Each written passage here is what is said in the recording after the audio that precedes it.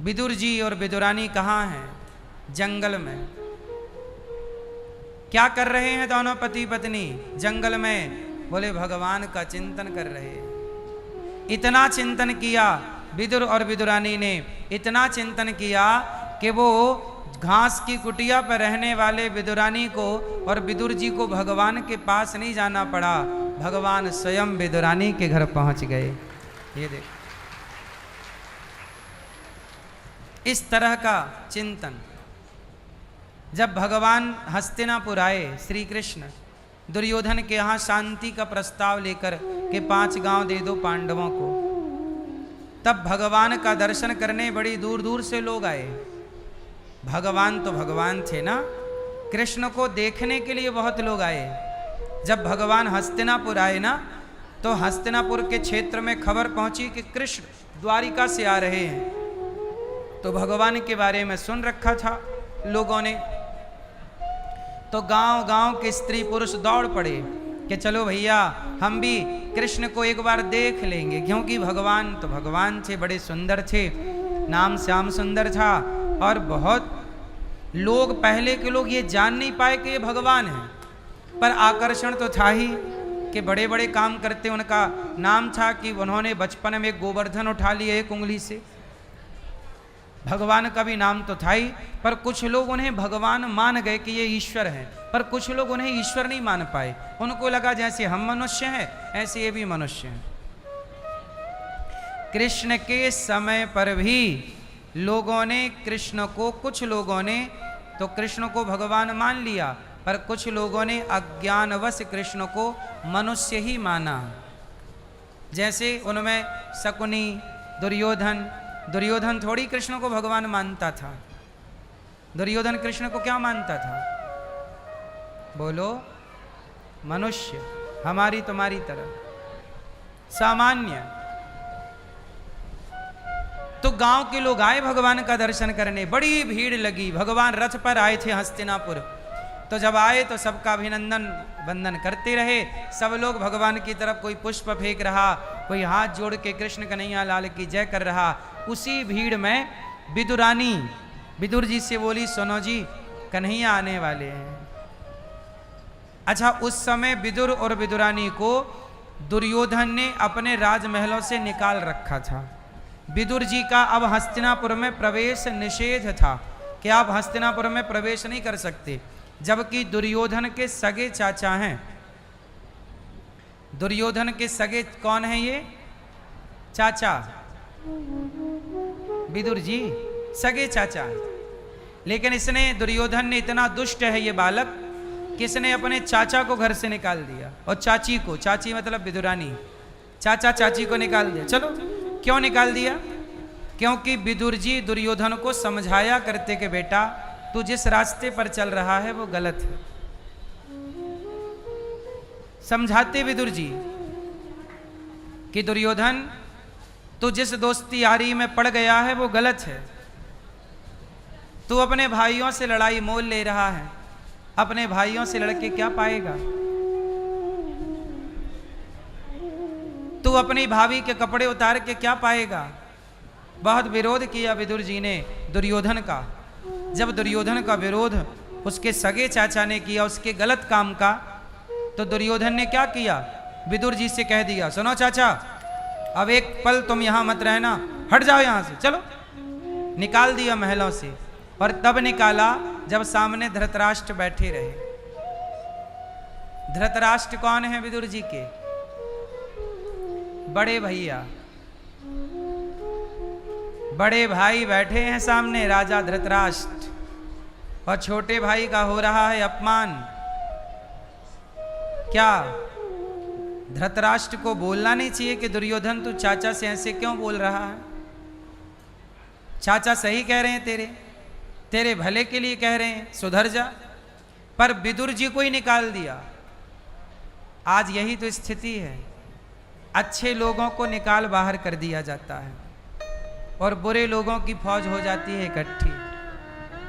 दुर्योधन ने अपने चाटुकार लोगों को पास में रख लिया और जो उसका आईना था, दर्पण था, उसे बाहर कर दिया। आज के लड़कों की भी हालत यही है जो उस समय के दुर्योधन की हालत थी। आज का भी चाचा समझाए, माँ बाप समझाएं तो आज के बच्चे कहाँ सुनते हैं।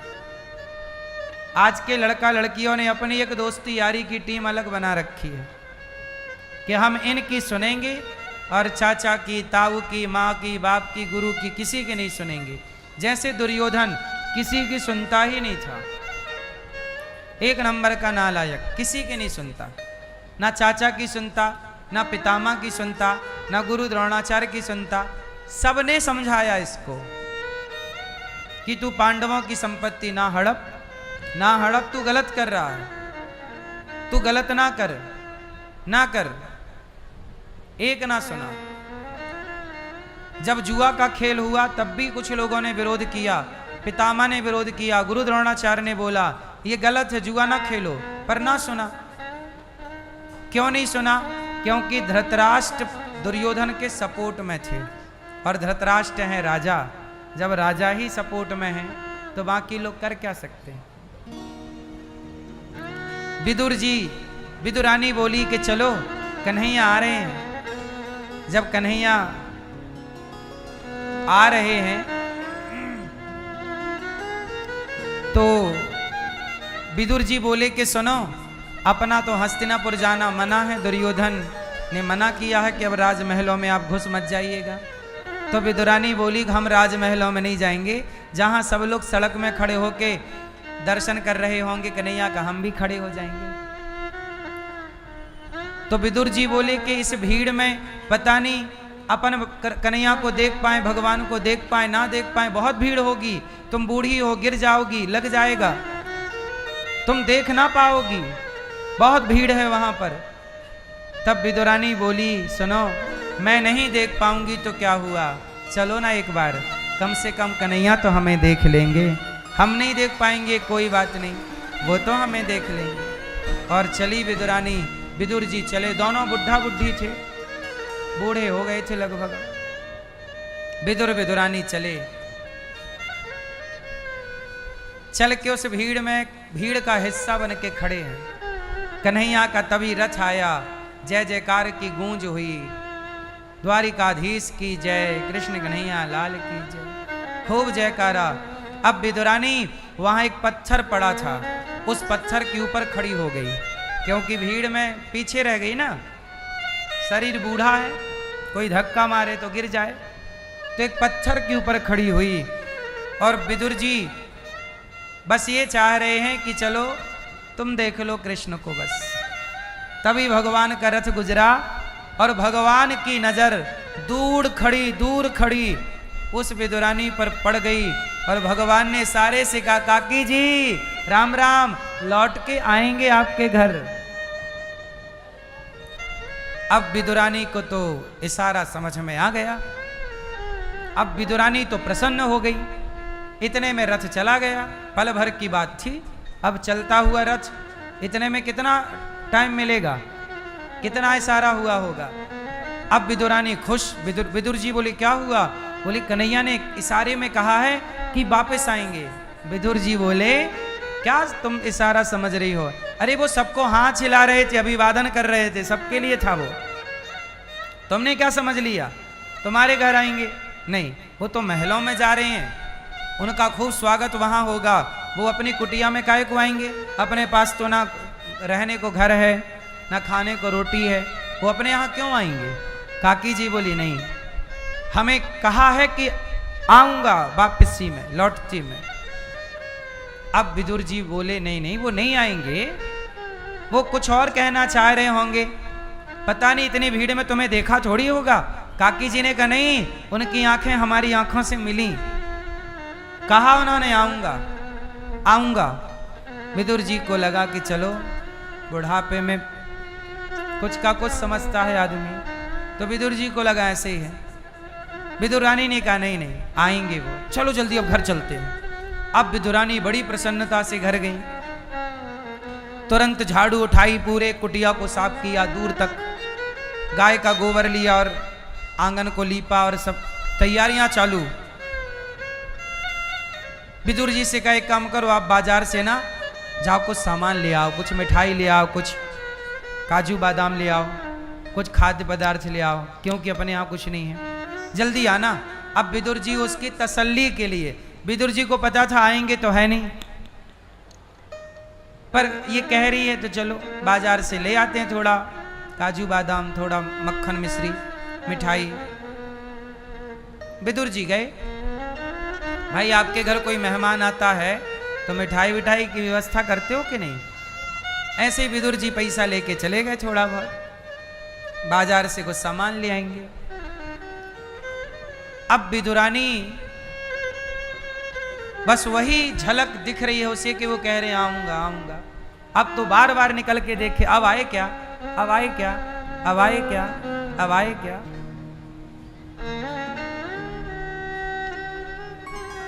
कोई नजर नहीं आया। विदुरानी को लगा शायद सही कह रहे हैं पति देवता कि वो कुछ और कहना चाहते थे, मैंने कुछ और ही समझ लिया, मैंने समझ लिया कि वो आएंगे, पर कोई बात नहीं, आएंगे तो इंतजार है। अब विदुरानी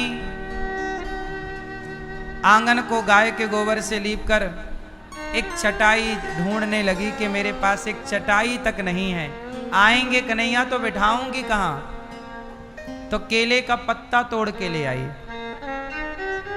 केले का पत्ता बड़ा होता है ना, बोले पत्ता बिछा दूंगी। सोचिए विदुरानी की स्थिति ऐसी थी कि जब उसके घर में भगवान पहुंचे तो बिछाने को चटाई नहीं थी, दरी नहीं थी, चादर नहीं था, कैसे वो गुजारा करते रहे होंगे।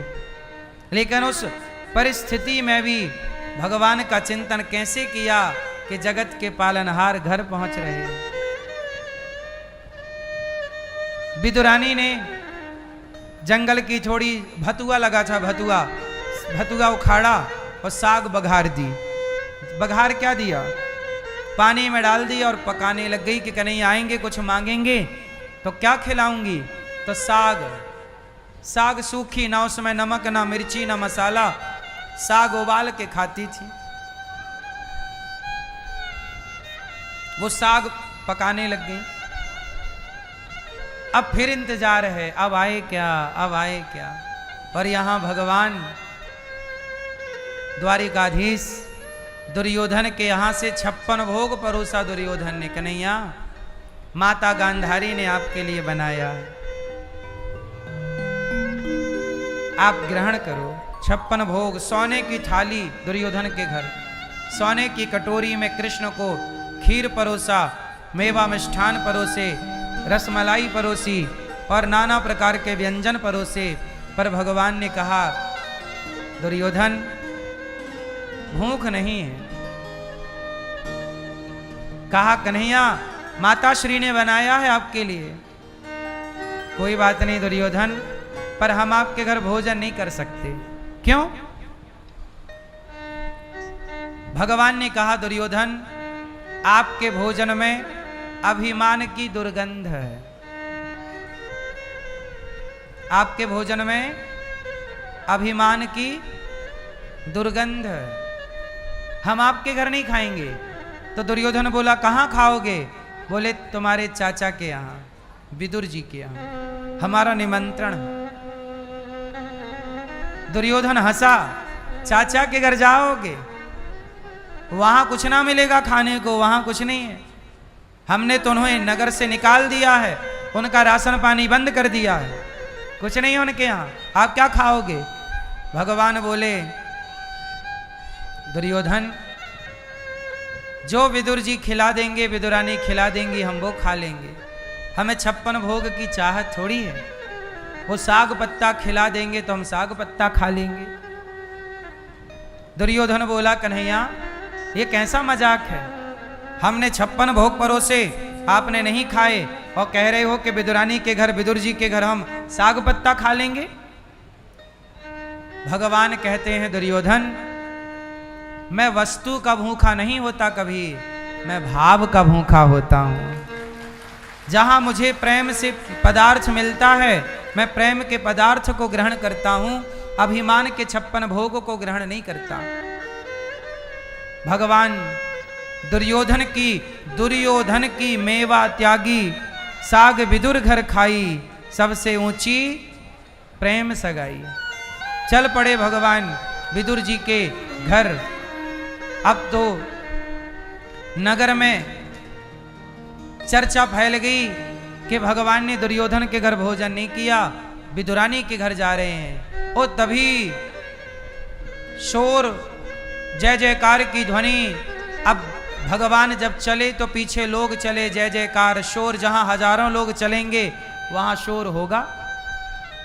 अब विदुरानी ने देखा कि आवाज आ रही है, कुटिया से बाहर निकली तो बड़ी भीड़ नजर आई, बड़ी भीड़। तो डर गई काकी विदुरानी, ये भीड़ हमारी तरफ क्यों आ रही है? क्या हुआ? बूढ़ा शरीर था, आंखें बहुत दूर का देख नहीं पाती थी, रथ नजर नहीं आया, पर भीड़ नजर आई। विदुरानी तो डर गई। तभी उस भीड़ को चीरता हुआ एक रथ नजर आया, और वही रथ था जिस रथ पर श्याम सुंदर बैठे थे। और मैया काकी जी ने जब देखा, अच्छा मेरा कन्हैया आ गया।